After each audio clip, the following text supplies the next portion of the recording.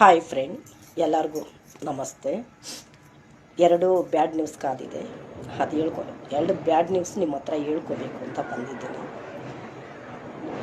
Friend, ನಾನು ಪಾಲರ್ಸ್ ಆಗಿರ್ಬೋದು, ನಾನು ಕರ್ನಾಟಕ ಜನತೆ ಆಗಿರ್ಬೋದು, ನಾನು ಹೇಳೋದೊಂದೇ. ನಾನು 2 ವರ್ಷದ ಮೇಲೆ ಜನವರಿ ಬಂದರೆ 3 ತಿಂಗಳಾಗ್ತಾಯಿದೆ ನಾನು ಇನ್ಸ್ಟಾಗ್ರಾಮಿಗೆ ಬಂದು. ನಾನು ಯಾರಿಗಾದ್ರೂ ತೊಂದರೆ ಮಾಡಿದ್ದೀನ, ಬೈದಿದ್ದೀನ, ಬ್ಯಾಡ್ ಕಮೆಂಟ್ ಹಾಕಿದ್ದೀನ? ಬ್ಯಾಡ್ ಕಮೆಂಟ್ ಹಾಕೋಕ್ಕೆ ನನಗೆ ಓದೋಕ್ಕೆ ಬರಲ್ಲ. ನಾನು ಹೆಂಗೆ ಬ್ಯಾಡ್ ಕಮೆಂಟ್ ಹಾಕಿದ್ದೀನ? ಇಲ್ಲ ತಾನೆ. ನನಗೆ ಯಾಕೆ ಫ್ರೆಂಡ್ ಈ ಥರ ತೊಂದರೆ ಮಾಡ್ತಾಯಿದ್ದಾರೆ ಜನ? ಭಾನುವಾರ ಏನಾಯ್ತು ಗೊತ್ತಾ ಫ್ರೆಂಡ್? ಭಾನುವಾರ ದಿನ ಸಂಜೆ 7:30 ಒಬ್ಬರು ಫೋನ್ ಮಾಡಿದ್ರು. ಫೋನ್ ಮಾಡಿ, ನಾವು ETV ಚಾನಲ್ನಿಂದ ಮಾತಾಡ್ತಾ ಇರೋದು, ನಿಮ್ಮನ್ನು ಫೇಮಸ್ ಮಾಡೋಕ್ಕೆ ಬರ್ತಾಯಿದ್ದೀವಿ. ನಿಮ್ಮ ಊರು ನಮಗೆ ಗೊತ್ತು, ಆದರೆ ನಿಮ್ಮ ಮನೆ ನಮಗೆ ಗೊತ್ತಿಲ್ಲ, ನಿಮ್ಮ ಮನೆ ಎಲ್ಲಿರೋದು ಅಂತ ಕೇಳಿದ್ರು. ನೀವು ಬರ್ತಾಯಿದ್ದೀರಲ್ಲ, ಆವಾಗ ಫೋನ್ ಮಾಡಿ ನಾನು ಹೇಳ್ತೀನಿ ಅಂತಂದೆ. ಆದರೆ ಆ ಫೇಕ್ ಐಡಿನ ಒಳ್ಳೆ ಐಡಿನ ನನಗೆ ಗೊತ್ತಿಲ್ಲ. ಆದರೆ ನಮ್ಮ ದೀಕ್ಷಾ ಶಶಾಂಕನವರು ನೀವೇನಾ ಅಂದರು. ಹೌದು ನಾವೇ. ಏನಿವಾಗ ಅಂದ್ವಿ, ನಿಮ್ಮನ್ನು ಟ್ರೋಲ್ ಮಾಡಿದಾರಲ್ಲ, ಟ್ರೋಲ್ ಮಾಡೋಕ್ಕೆ ನೀವು ಪರ್ಮಿಷನ್ ಕೊಟ್ಟಿದ್ದೀರಾ ಅಂದರು. ಅವ್ರ ಮೊಬೈಲು ಅವ್ರಿಷ್ಟ, ಅವ್ರು ಟ್ರೋಲ್ ಮಾಡಿದ್ರೆ ನಾವ್ಯಾಕಪ್ಪ ಪರ್ಮಿಷನ್ ಕೊಡಬೇಕು ಅಂತ ನಾನು ಹೇಳಿದೆ. ಇಲ್ಲ ಮೇಡಮ್, ನಿಮ್ಮ ಹತ್ರ ಪರ್ಮಿಷನ್ ತೊಗೊಂಡಿರ ಅವ್ರು ಟ್ರೋಲ್ ಮಾಡ್ತಾ ಇದ್ದಾರಂದರೆ ನೀವು ಅವ್ರನ್ನ ಕೇಳಬೇಕಿತ್ತಲ್ವ. ನೋಡಿಯಪ್ಪ, ನಾನು ಇನ್ಸ್ಟಾಗ್ರಾಮಿಗೆ ಬಂದಾಗಿನಿಂದ ತುಂಬ ನೋಡ್ತಾ ಇದ್ದೀನಿ ವೀಡಿಯೋಸ್ ಎಲ್ಲನೂ, ತುಂಬ ಜನದ್ದೆಲ್ಲ ವೀಡಿಯೋಸ್ ನೋಡ್ತಾ ಇದ್ದೀನಿ. ಟ್ರೋಲರ್ಸ್ನಿಂದ ಯಾವತ್ತೂ ಕೆಟ್ಟಿಲ್ಲ ಜನ. ಇನ್ನು ಅವ್ರು ಫೇಮಸ್ ಆಗಿದ್ದಾರೆ, ಮೇಲಕ್ಕೆ ಹೋಗಿದ್ದಾರೆ, ಬೆಳೆದಿದ್ದಾರೆ. ಅವ್ರು ಕೆಟ್ಟಿಲ್ಲ, ಯಾರೂ ಕೆಟ್ಟಿಲ್ಲ ಟ್ರೋಲರ್ಸ್ನಿಂದ. ನಾನ್ಯಾಕಪ್ಪ ಟ್ರೋಲರ್ಸ್ನ ಬೈಬೇಕು? ಅವ್ರನ್ನ ಬೈಯೋದಕ್ಕಾರ ನನಗೇನಿದೆ? ನಾನು ಅವ್ರನ್ನೆಲ್ಲ ಬೈಯಲ್ಲ. ನಾನು ಯಾಕೆ ಟ್ರೋಲ್ ಮಾಡಿದ್ರಿ ಅಂತ ಕೇಳಲ್ಲ ಅಂತ. ಅವರೇ ಒಂದು 3 ಹೆಸರು ಹೇಳಿದ್ರು. ಸುಮಿತಾ ಮೇಡಮ್ ಟ್ರೋಲ್ ಮಾಡಿದ್ದಾರೆ, ಪವಿತ್ರ ಮೇಡಮ್ ಟ್ರೋಲ್ ಮಾಡಿದ್ದಾರೆ, ಜೆಂಟ್ಸು ಎಲ್ಲ ಟ್ರೋಲ್ ಮಾಡಿದ್ದಾರೆ ನಿಮಗೆ. ನಾವು ಯೂಟ್ಯೂಬ್ ಚಾನಲ್ನಿಂದ ನಾವು ನಿಮ್ಮ ಬೆಳಗ್ಗೆ 9:30 ಇಂಟ್ರ್ಯೂ ಮಾಡೋಕ್ಕೆ ಬರ್ತಾಯಿದ್ದೀವಿ. ನೀವೊಂದು ಹಾಡ್ರಿ, ಇವಾಗ ಒಂದು ಹಾಡಿ ಅಂದರು. ಹಾಡಿದೆ. ಸೂಪರಾಗಿದೆ ಮೇಡಮ್, ಬೆಳಗ್ಗೆ 9:30 ನಿಮಗೆ ಬರ್ತಾಯಿದ್ದೀವಿ, ನಾವು 10 ಕಾರ್ ಎತ್ಕೊಂಬರ್ತಾಯಿದ್ದೀವಿ, ನಿಲ್ಸೋಕ್ಕೆ ಜಾಗ ಇದೆಯಾ ಅಂದರು. ನಿಲ್ಸೋಕ್ಕೆ ಜಾಗ ಇದೆ, ರೋಡಲ್ಲಿ ನಿಲ್ಸಿರಿ, ಬನ್ನಿರಿ ಅಂತ ಹೇಳಿದೆ. ಆದರೂ ನಾನು ನಮ್ಮೂರು ಯಾವುದು ಅಂತ ನಾನು ಹೇಳಿಲ್ಲ. ಅವರು ಹೇಳಿದ್ರು, ಆದರೂ ನಾನು ಅಲ್ಲಿಲ್ಲ, ಆ ಊರಲ್ಲಿಲ್ಲ. ನನ್ನ ಮಗ, ನನ್ನ ಸೊಸೆ ಇದ್ದಾರಲ್ಲಿ. ಅವಾಗ ಬರ್ತಾಯಿರ್ತೀನಿ, ಹೋಗ್ತಾಯಿರ್ತೀನಿ. ನಾನು ಬೆಳಗ್ಗೆ ಫೋನ್ ಮಾಡಿ ನಾನು ಹೇಳ್ತೀನಿ ಅಲ್ಲಿಗೆ ಬರೀರಾ, ಇಲ್ಲ ನಾನೇ ಬರ್ತೀನಿ ಅಂದೆ. ಇಲ್ಲ ಮೇಡಮ್, ನಾವೇ ಬರ್ತಾಯಿದ್ದೀವಿ ಅಂದರು. ಸರಿ ಕಣಪ್ಪ ಬನ್ನಿರಿ ಅಂತೇಳಿ ಅಡುಗೆ ಮಾಡ್ತಾಯಿದ್ದೆ. ಫೋನ್ ಕಟ್ ಮಾಡಿದೆ. ಮತ್ತು ನಮ್ಮ ಮಗ ಸ್ವಾಮಿ ಆಚೆ ಹೋಗಿದ್ರು. ನಮ್ಮ ಮಗ ಬಂದರು. ನಮ್ಮ ಮಗ ಮನೆಗೆ ಬರೋಷ್ಟರಲ್ಲಿ ಮತ್ತೆ ಅವ್ರು ಫೋನ್ ಮಾಡಿದ್ರು. ಫೋನ್ ಮಾಡಿ, ಮೇಡಮ್ ನಮ್ಮ ಮ್ಯಾನೇಜರ್ ಒಬ್ಬರು ಮಾತಾಡಬೇಕಂತೆ, ಮಾತಾಡಿ ಅಂದರು. ನಮ್ಮ ಮಗ ಸ್ವಾಮಿ ಎತ್ಕೊಂಡು ಕೊಡು ಮಮ್ಮಿ ಇಲ್ಲಿ ಫೋನು ಅಂತಂದು ಇಸ್ಕೊಂಡ್ರು. ಅಲ್ಲ ಸರ್, ಇವತ್ತು ಸಂಡೇ, ನೀವು ಯೂಟ್ಯೂಬ್ ಚಾನಲ್ ಆಗಿರ್ಬೋದು, ಜಿ ಕನ್ನಡದವ್ರಾಗಿರ್ಬೋದು, ಕಲರ್ಸ್ ಕನ್ನಡದವ್ರಾಗಿರ್ಬೋದು, ಏನಿದ್ರು ಇವತ್ತು ಸಂಡೇ ದಿನ ಯಾವ ಆಫೀಸು ಇರಲ್ಲ. ಇವತ್ತು ಫೋನ್ ಮಾಡ್ತಾ ಇದ್ದೀರಲ್ಲ, ನೀವು ಬೆಳಗ್ಗೆ ಮಾಡ್ಬೋದಲ್ವಾ? ಇವತ್ತು ಯಾವ ಆಫೀಸ್ ಇರುತ್ತೆ? ಯಾವ ಸಾರುಗಳಿರ್ತಾರೆ? ಇವತ್ತು ಸಂಡೇ ಬೇರೆ, 7 ಇಷ್ಟೊತ್ತಿನಲ್ಲಿ ಮಾಡ್ತಾ ಇದ್ದೀರಾ, ಬೆಳಗ್ಗೆ ಮಾಡಿ ಅಂದರು.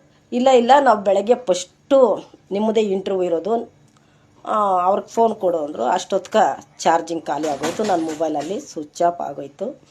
ಇದು ಭಾನುವಾರ ಸಂಜೆ 7:30 ನಡೆದಿರೋದು. ಸೋಮವಾರ ಅವರು ಕರೆಕ್ಟು ಪ್ರಶ್ನೋರಾಗಲಿ ಇಂಟ್ರ್ಯೂ ಮಾಡೋರಾದರೆ ಸೋಮವಾರ ಬೆಳಗ್ಗೆನೇ ನನಗೆ ಫೋನ್ ಮಾಡಬೇಕಿತ್ತಲ್ವ, ಮಾಡಲಿಲ್ಲ. ಸೋಮವಾರ ಮಾಡಲಿಲ್ಲ, ಮಂಗಳವಾರ ಮಾಡಲಿಲ್ಲ. ಈ ಥರ ಏನಕ್ಕೆ ಮಾಡ್ತಾಯಿದ್ದಾರೆ ಅಂತ ನಮಗೆ ಗೊತ್ತಿಲ್ಲ. ನಾನು ಸಿಂಗಲ್ ಅಂತ ತಿಳ್ಕೊಂಡಿರ್ಬೋದು ಫ್ರೆಂಡ್, ನಾನು ಸಿಂಗಲ್ ಅಲ್ಲ. ನನಗೆ 2 ಫ್ಯಾಮ್ಲಿ ಕಡೆಯಿಂದ ಸಪೋರ್ಟ್ ಇದೆ. ಇವತ್ತು ನನ್ನ ಫ್ಯಾಮ್ಲಿ 2 ಫ್ಯಾಮ್ಲಿಗೂ ನಾನು ಖುಷಿಯಾಗಿರಬೇಕು ಅಂತ ಆಸೆ ಪಡ್ತಾರೆ ಅವರು, ಹೊರತು ಇನ್ನೇನಕ್ಕೂ ಆಸೆ ಪಡ್ತಾ ಇಲ್ಲ. ನಾನು ಜೀವಂತವಾಗಿರೋವರೆಗೂ, ನಮ್ಮವರೊಬ್ಬರು ನಾನು ಜೀವಂತವಾಗಿರೋವರೆಗೂ ನಾನು ಖುಷಿಯಾಗಿರಲಿ ಅಂತ ನಾನು 2 ಫ್ಯಾಮ್ಲಿ ಕಡೆಯಿಂದನೂ ನನಗೆ ಸಪೋರ್ಟ್ ಇದೆ. ನನಗೆ ಗಂಡ ಇದ್ದಾರೆ, ಮಕ್ಕಳಿದ್ದಾರೆ, ಮೈದ್ನವರು, ಭಾವನವರು, ಮೊಮ್ಮಕ್ಕಳು ಎಲ್ಲರೂ ಇದ್ದಾರೆ. ನಾನು ಸಿಂಗಲ್ ಅಲ್ಲ. ಈ ಥರ ಎಲ್ಲ ಮಾಡಿದ್ರೆ ನಾವು ಮುದ್ದು ಜನ, ನಮಗೇನು ಗೊತ್ತಾಗಲ್ಲ ಅಂದ್ಬಿಟ್ಟು ಈ ಥರ ಎಲ್ಲ ಮಾತಾಡಿದ್ರೆ ಎಷ್ಟು ಬೇಜಾರಾಗುತ್ತೆ ಹೇಳಿ. ಈಗ ನನ್ನ ಮನೇಲಿ ಏನು ಹೇಳ್ತಾ ಇದ್ದಾರೆ, ನೀನು ಇನ್ಮೇಲೆ ವೀಡಿಯೋಸ್ ಮಾಡೋಕ್ಕೆ ಹೋಗಬೇಡ, ಮಾಡಿದ್ರು ಪೋಸ್ಟ್ ಮಾಡಬೇಡ. ನಾನು ಒಂದು ಹಾಫ್ ಆನ್ ಅವರು ಇನ್ಸ್ಟಾಗ್ರಾಮದಲ್ಲಿ ಎಲ್ಲರೂ ವೀಡಿಯೋಸು ನೋಡಿಕೊಂಡು ಖುಷಿಯಾಗಿ ನಗ್ಕೊಂಡು ನಗಿಯೋದು ವೀಡಿಯೋಗಳು ನೋಡಿಕೊಂಡು ನಗಿಯೋದು ವೀಡಿಯೋ ಬಂದರೆ ನಕ್ಕೊಂಡು ತುಂಬ ಖುಷಿಯಾಗಿ ನಾನು ಇನ್ಸ್ಟಾಗ್ರಾಮಿಗೆ ಬಂದಾಗಿಂದ ತುಂಬ ಖುಷಿಯಾಗಿದ್ದೆ. ಈಗ ಈ ಜನ ಹಿಂಗೆ ಮಾಡ್ತಾ ಇರೋದಕ್ಕೋಸ್ಕರಾಗಿ ನಮ್ಮ ಮನೇಲಿ ವೀಡಿಯೋ ಮಾಡಬೇಡ, ಮಾಡಿದ್ರು ಪೋಸ್ಟ್ ಮಾಡಬೇಡ ಅಂತ ಇದ್ದಾರೆ. ಆ್ಯಕ್ಚುಲಿ ನಾನು ನೋವು ಮರೆಯೋಕ್ಕೆ ನಾನು ಇನ್ಸ್ಟಾಗ್ರಾಮಿಗೆ ಬಂದೆ.